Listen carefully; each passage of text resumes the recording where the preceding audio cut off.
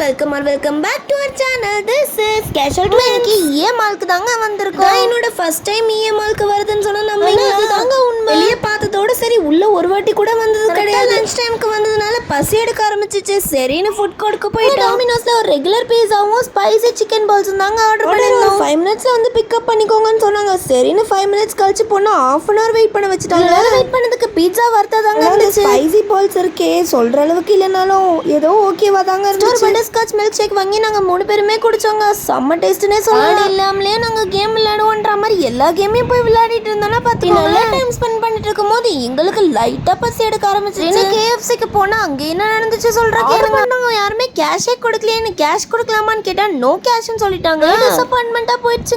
அரேபிய நாட்டுக்கு போயிட்டோம். அங்க என்ன ஆர்டர் பண்ணிருந்தோம்? வாஃபிள்ஸும் பாஸ்டர் சிக்கனும் கூடவே சிக்கன் போன்லெஸ்ஸும் வாங்கி சாப்பிட்டோம். டேஸ்ட் நல்லா தான் இருந்துச்சு. உங்களை அடுத்த வீடியோல பாக்குறேன். அது வரைக்கும் பை பாய்.